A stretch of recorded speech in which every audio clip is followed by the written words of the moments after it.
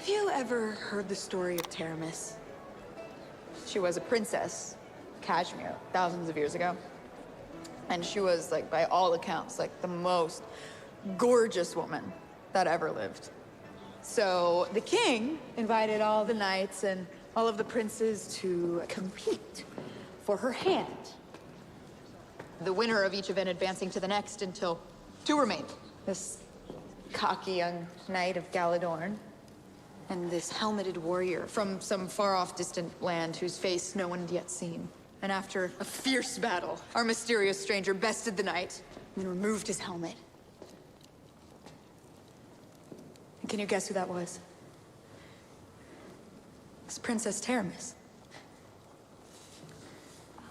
Secretly entered the tournament to fight for herself, for a chance to choose her own future. So this little gem of a story, as you probably realize, is from the first episode of the new Willow series. The story about a princess who wants to be independent and have her own free will to do whatever she wants to. Meanwhile, in the show, actually, 1 minute before this little story was told, a man was saying, you know, I want to serve the kingdom. Because everybody in the Middle Ages had a role to play. If you didn't play your role, guess what? Civilization would collapse and it would turn into anarchy and people would be eaten by bears, etc. That's just how things worked. It was very precarious because we didn't have like high technology as we do today. Hello and welcome back to my channel. Please remember to like, comment, share, subscribe. Make sure that you're still subscribed. You can find me over on Rumble and on Twitter. Check out my merchandise store. Now let's get into this first episode. I want to start by saying that the movie Willow was widely regarded as the best medieval fantasy movie ever made between the years of 1988 and 2001, when it was usurped by Lord of the Rings, Fellowship of the Ring, which, I mean, admittedly is an excellent movie. Willow was a good movie. I would say the only problem with Willow really was the special effects. A lot of the special effects were superimposed, obvious special effects. That doesn't bother me. That's not the sort of thing that I care about. I care about story. But I know a lot of people do complain about special effects not looking real enough. Now, we start off the first episode by rehashing a significant portion of the movie. So I have to ask the question, who is this made for? I know who it's made for. It's made for children, which is a bad idea because 80% of your audience is going to be people between the ages of 40 and 60. The people who were alive and young enough to appreciate the movie in 1988, and people who, you know, didn't have like a lot of other responsibilities, the people who are nerds, et cetera, et cetera. So the minority of your audience is going to be 12, 13, which is what this movie appears to be made for, 12-year-old, 13-year-old. And for whatever reason, they refer to the kingdom as Tiras Leen, which in the movie, it is clearly pronounced Tiras Lee. Why they changed that, as if nobody would notice, is beyond me. Everything will be all right once we get to Tiras Leen. Tiras Leen. So we start off by being introduced to the prince and the princess. So we're introduced to the princess through the very badly choreographed sword fight she's having on a cliffside with this very unappealing looking woman. It's like, find somebody attractive to play these roles. I know that it's all about body positivity these days, and ugly people deserve love too. I'm not saying that they don't, but I mean, this is supposed to be like TV show where all the beautiful people appear, and if they're not beautiful, they're there for comedic purposes. What's wrong with your face? So the princess and her lesbian lover are trained fighters, which not that big of a deal considering there were trained fighters in the original Willow film. I know. Shocking, hard to believe, I know. There were no strong women before like 2012 depicted in anything in Hollywood. I know. I know. But I mean, Willow was full of they had like 4 strong women in the film, at least. So you tell me. Anyway, moving on. So then the show goes on to introduce us to the prince who's with a young woman. And they're both the princess and the prince are told, oh, you got to be presentable for tonight because we have to go out to meet the king so-and-so. And it's like, this is the Middle Ages. They would have sent message ahead well in advance, and then they would have expected their arrival. Everybody would have known. All of the royalty would have known. But I guess the writers know better than I do. Then we have some innuendo dialogue like this. Back to the stables. You know you're coming tonight, right? And this. Yeah, well, you're gonna have to suck it up. So then we are shown exactly how bratty the princess is and how rebellious she is, even though she would have been groomed into her position. I've had them draw you a berth, and I've laid out the gown for you to wear. You're picking out my clothes now? What am I, 6 years old? Well, I shouldn't have to, but when you neglect your responsibilities for your hobbies, you leave me no choice. So this is something that would have been normal anyways.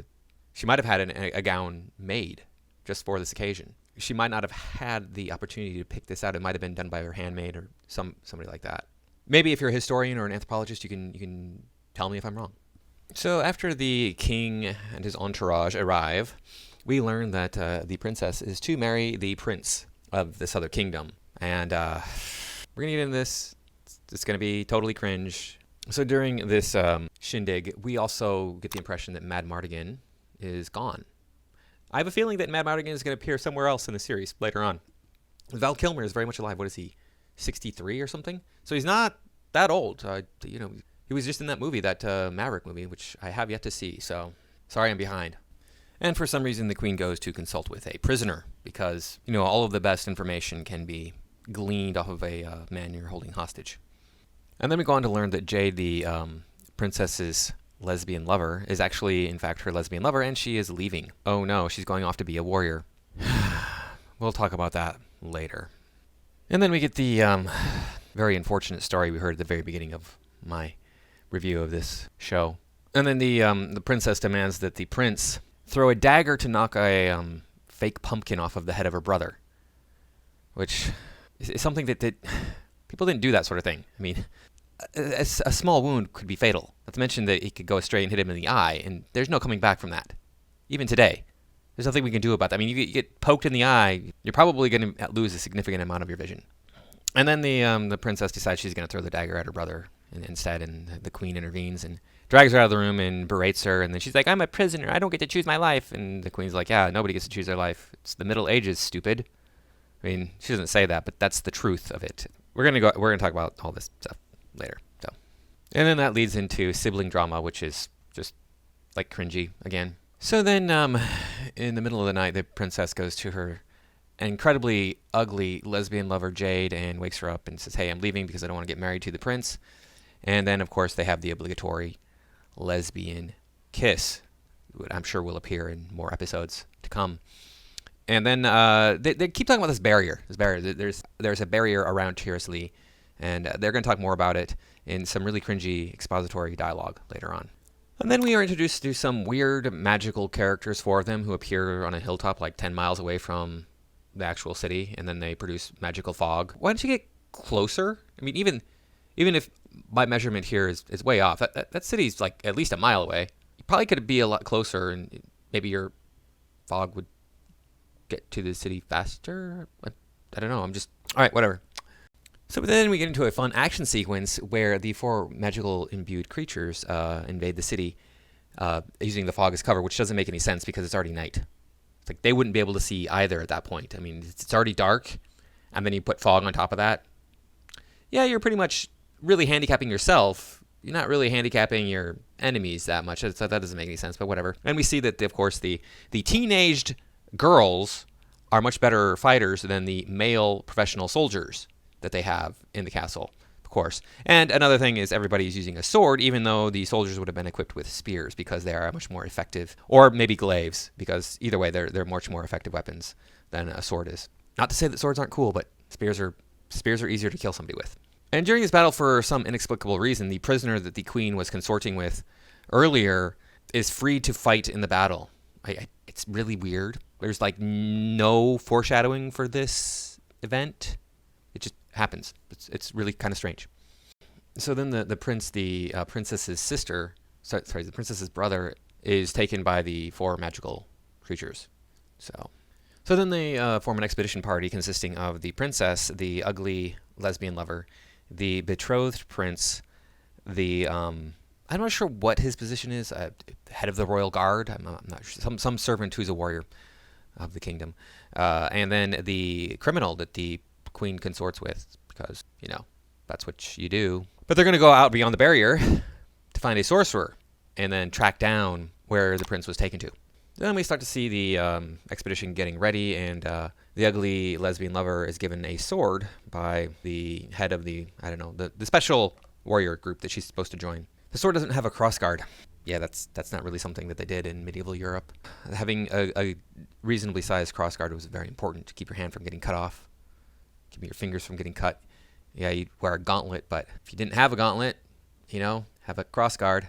So they go out on a quest to rescue the prince, to find Willow so that they can rescue the prince. And the voice of reason is the criminal. And he points out that, like, you're all a bunch of naive little babies who've never known any hardship, which is really true and really a good thing to bring to light in the show, but it's like really uneven because they're supposed to be rooting for the prince and the princess and how they're pampered, spoiled little brats. All of a sudden, it's like, you know, make up your mind show, kind of like give us a side to root for and then keep us on that side. Good writing would make sense. And then they go on to have this really cringy expository dialogue about what the barrier is. Let's take a listen. You're gonna like this, I'm sure. I know this is a silly question, but what is the barrier actually? It's a force field, forged by Rizal and Shalindria to protect the realm. It was a refuge for those who wanted a life that was more than just survival. That's depressing, but it's not why they built the barrier. He's right. It wasn't built to protect the realm. It was built for Elora Danon. What happened to her? People say she's dead, but the prophecy says that one day she'll return and unite the world against forces of darkness. Truth is, no one actually knows. So you can see they all kind of sit around and talk about stuff they should all know everything about already. It's like, that's just for the sake of the audience. And they could handle this stuff better by like saying, hey, yeah, you know that story about the barrier, blah, blah, blah. I heard somebody saying it was XYZ. You know, like we have flat earthers on YouTube. Okay, do that. And then they can be like, no, look, I was there when it was set up. It was set up there to protect Elora Danon. Yeah, and I heard some people saying that she's actually dead. But no, and then they can come back. No, she's going to return. We all know the prophecy. Very simple to do that. Why can't you... I don't know why people cannot write believable dialogue. It's so easy to write dialogue. Like, I would not say that I am a great writer. Yes, I have finished a book.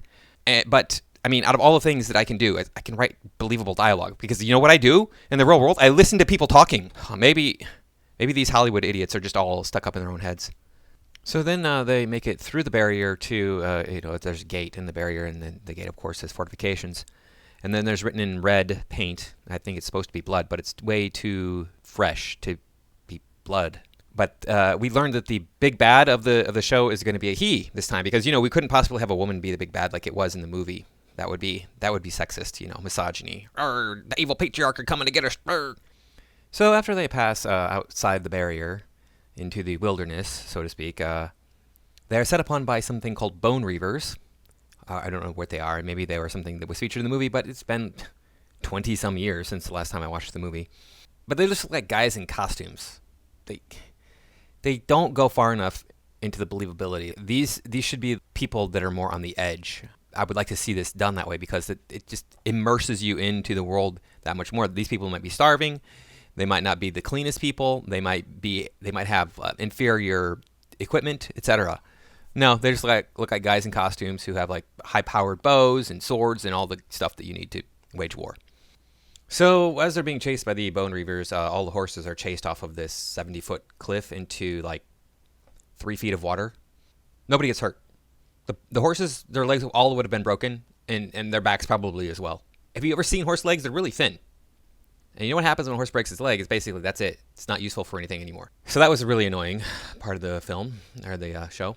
Now, one thing that was shocking to me is they pull themselves out of the drink here. The older warrior servant man who came with them, who was actually in charge of the expedition, he was killed by the bone reavers. Now, he says before they leave that Eric, the prince, was the closest thing he ever had to a son. He's known him his whole life. You could assume the same would be true for the princess, that he's known her his whole life, and that she was like a daughter to him. But there's not a word of mourning or remorse for the loss of him at all.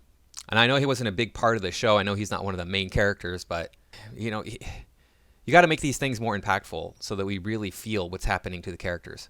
So they travel along and they come to this abandoned village and they see an Elwyn man. So in the lore of Willow, the way that it works is the Elwyns are the little peoples.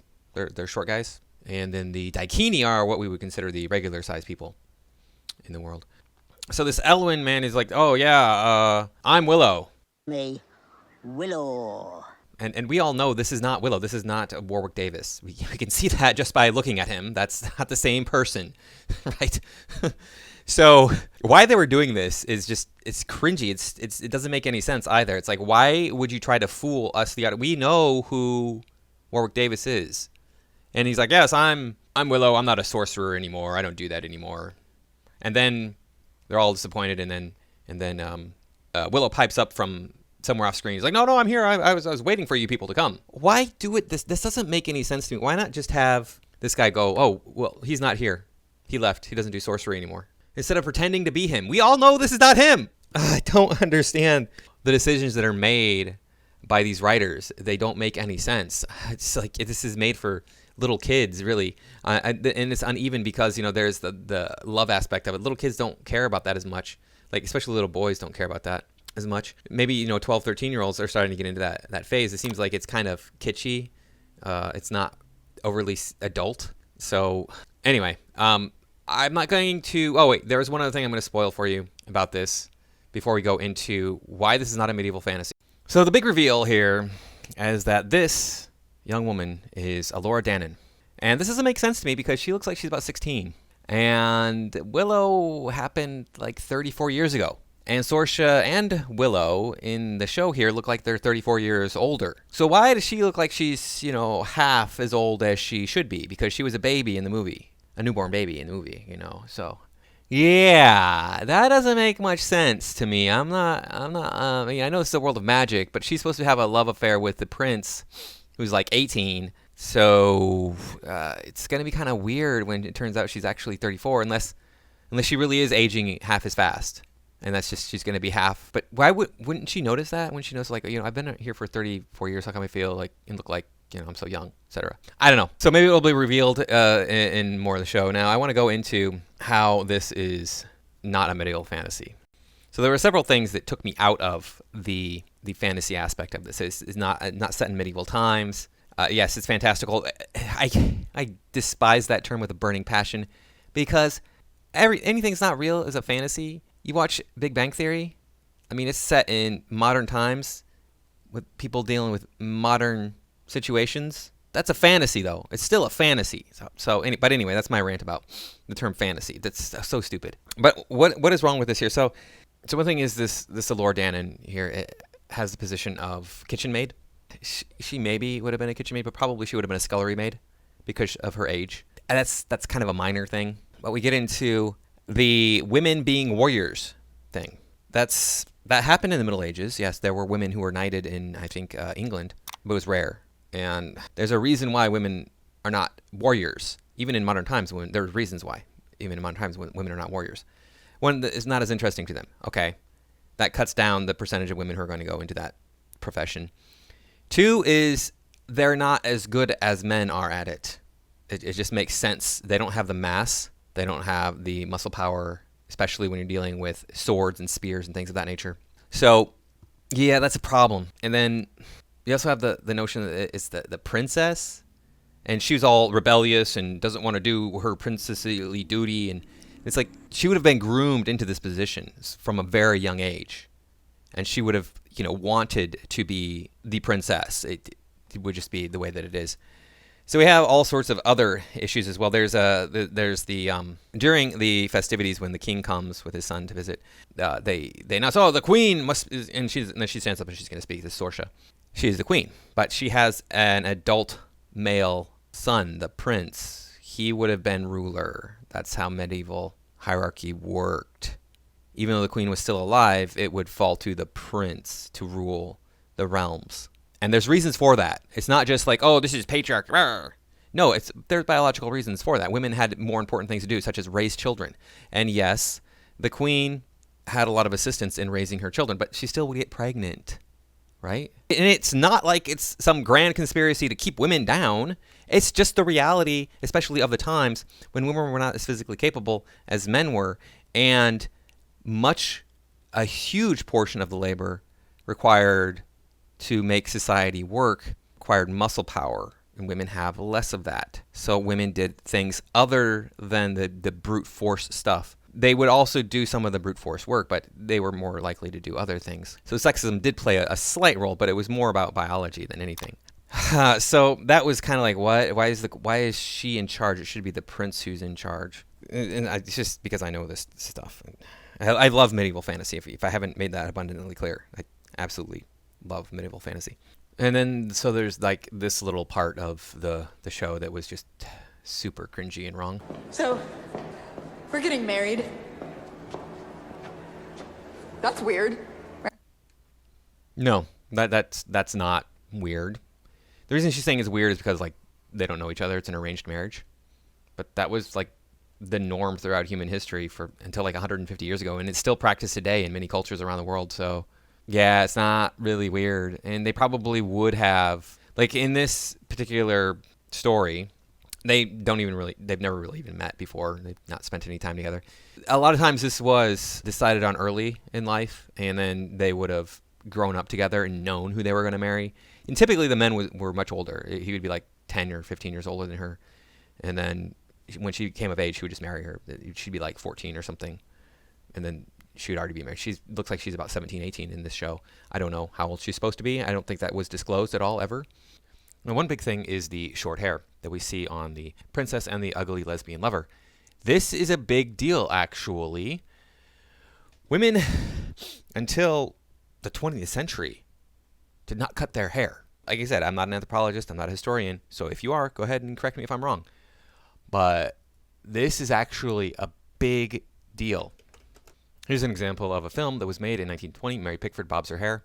Mary Pickford was a famous actress back in those days. But there's also books, at least one book, written about this phenomenon too. Women who bobbed their hair, who cut their hair short, were seen as less than desirable. They were seen as having loose morals, being party girls, sort of. This became much more common throughout the 1920s, and perhaps it's because it's less expensive to take care of short hair. In the 1920s, people were really struggling. Maybe that's why it became more and more common. Maybe it's because more and more women had to start working in the 1920s, and so the long hair could get caught in machinery, etc. I don't know. I don't know the reason why this happened. This is something that women didn't really do until well after the Middle Ages. And yet we see this here in this show, and it just takes me out of the illusion that this is a medieval fantasy. There's also the issue of race in this show. I mean, you got Mexican Europeans. And they were commonplace. They were very common in medieval Europe. They were all over the place, right? And then you got here we go. This is the perfect shot right here. We got Black Europeans, and you got Indian Europeans, and you got Native American Europeans, all right here, all hanging out in medieval Europe, And this is a gripe that I've had for a long time. These, white people cannot have their own stuff, and you watch these shows that are set in other parts of the world where there would be no white people, and all of the citizens of the country are the race that they're supposed to be. Like the white people, they'll throw white people and they'll throw us a bone. They're like invaders, or they're like occupiers, or they're tradespeople, or whatever. They're visitors, they're emissaries, whatever. They're not actual people there, but like these people all appear to be citizens of Tyrus Lee because hey, well, there were black people in the original. I think there was one black little person in the original Willow. I'm pretty sure that was it.